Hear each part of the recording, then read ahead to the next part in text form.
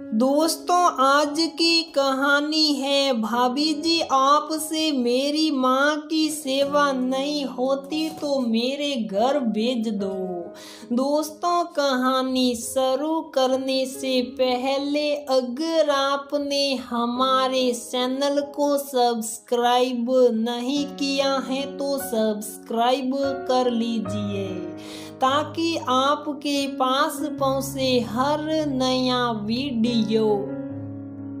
बहू, एक काम भी ठीक से नहीं होता तुमसे, कितनी लापरवाह हो तुम। सास निर्मला जी ने बहू को सुनाया।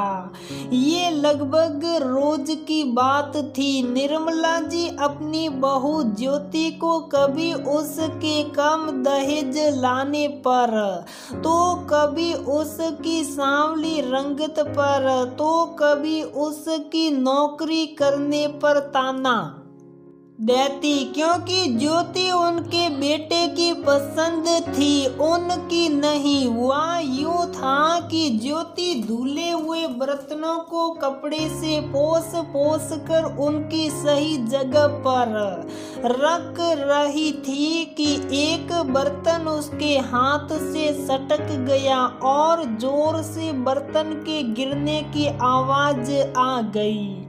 इतनी छोटी सी बात पर सास ने घर का माहौल खराब कर दिया। ताने उल्हाने देने का एक भी मौका नहीं छोड़ती थी। अगर उनका बेटा उनको समझाता तो वह एक पल भी नहीं लगाती अपने बेटे को नालायक और जोरू का गुलाम कहने में। बेटा सुबोध भी माँ का दिल नहीं दुखाना चाहता था। वह कुछ नहीं बोलता। छोटा सा 4 लोगों का परिवार था। सास निर्मला जी, बहू ज्योति, बेटा सुबोध और उसका बेटा आरव। ज्योति रोती हुई अपने कमरे में चली गई। सुबोध तब कमरे में ही था। अपनी पत्नी को रोते देखना समझ गया कि फिर माँ ने ज्योति को भला बुरा कहा है। सुबोध, हमारी शादी को 7 साल हो चुके हैं। ये सब कब तक सहन करो? तुमने कहा माँ का दिल जीतने की कोशिश करो, धीरे धीरे सब ठीक हो जाएगा। तुमने आज तक देखा है मुझे पलटकर जवाब देते हुए? तुमने कहा नौकरी छोड़ दो, माँ मुझे दिल से अपना लेगी। मैंने अच्छी खासी सरकारी नौकरी छोड़ दी माँ को खुश करने में। अब मुझसे माँ के ताने उल्हाने नहीं सहे जाते। आज ज्योति के धैर्य का बांध मानो टूट गया। ज्योति ने रोते हुए कहा। सुबोध मन ही मन सोचने लगा, बात तो उसकी सही है। माँ ज्योति का पल पल अपमान करती है। मैं माँ को कुछ बोल भी नहीं सकता और पत्नी को दुखी भी नहीं देख सकता। इस बार हिम्मत करके माँ के पास गया, उनके चरणों में बैठ गया और बोला, माँ छोटी छोटी बातों पर घर का माहौल तनावपूर्ण नहीं करते। ज्योति ने आपके लिए नौकरी छोड़ दी, कभी पलटकर जवाब नहीं देती। 7 सालों से लगी है आपका दिल जीतने में। अब तो उसे दिल से अपना लीजिए ताकि मैं भी शांति से रह सकूं। सुबोध बोला, अच्छा तो तू आया है अपनी पत्नी की वकालत करने? मैं ही तुझे गलत लगती हूँ? हे भगवान, ये दिन दिखाने से पहले मुझे उठा क्यों नहीं लेता? 9 महीने तुझे कोख में रखा, पाल पोस कर तुझे बड़ा किया। अब तू मुझे समझाएगा? क्या सही है और क्या गलत। ऐसा कर तू मुझे वृद्धाश्रम भेज दे ताकि तुम दोनों पति पत्नी शांति से रह सको। निर्मला जी ने अपना सिंहासन डोलते हुए देखा तो सातिर बुद्धि लगाई। माँ का इस तरह का व्यवहार देखकर बेटा सुबोध तुरंत घर से बाहर चला गया। निर्मला जी ने अपनी बेटी कामिनी, जो 2 घंटे की दूरी पर रहती थी, उसे फोन कर रो रो कर सारे दुखड़े सुना दिए।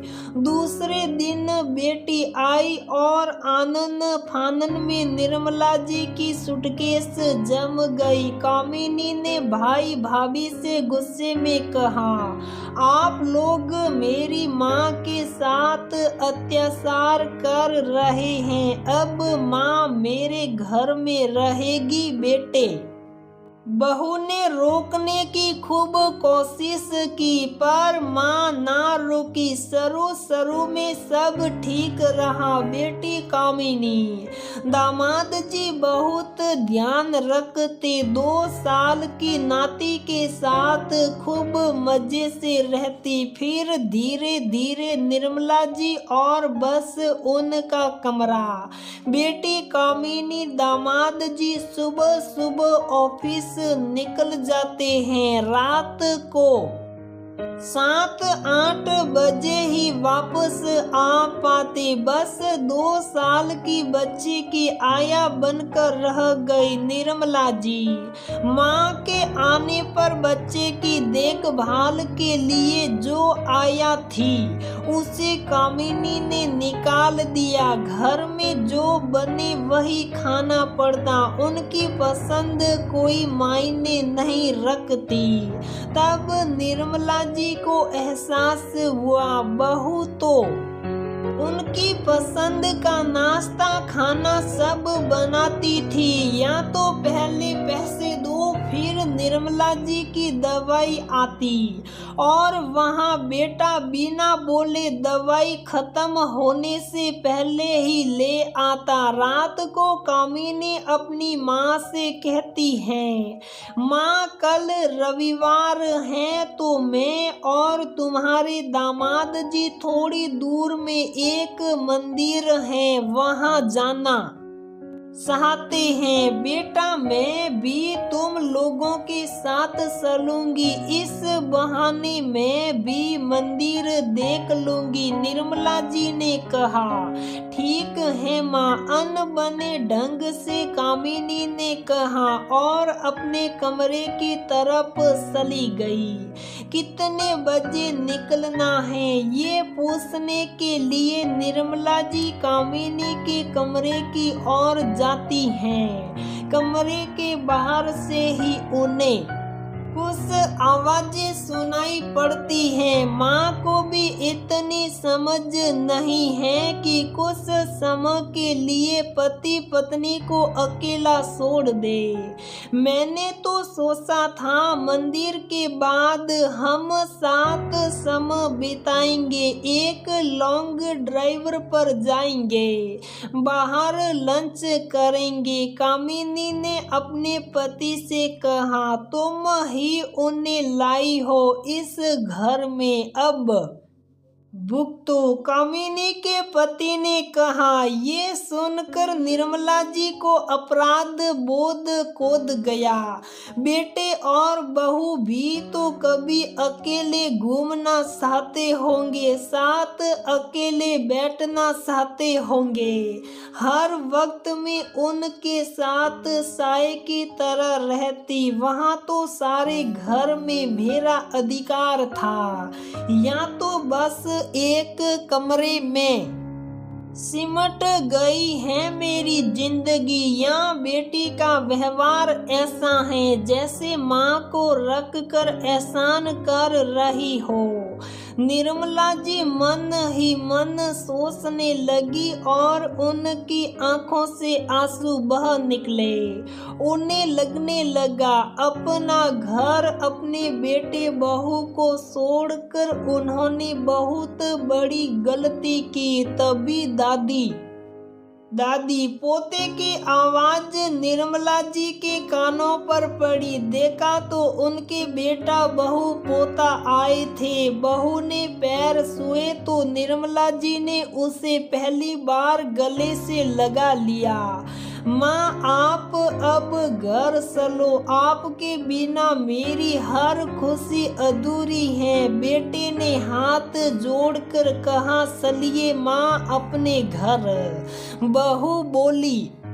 आज निर्मला जी को समझ आ गया था कि अपने घर बेटे बहू के साथ रहने में ही मान और सुख है। तो दोस्तों हमारी ये कहानी यहीं पर समाप्त होती है। अगर आपको हमारी ये कहानी पसंद आती है तो प्लीज वीडियो को लाइक करें, शेयर करें और हमारे चैनल को सब्सक्राइब जरूर करें।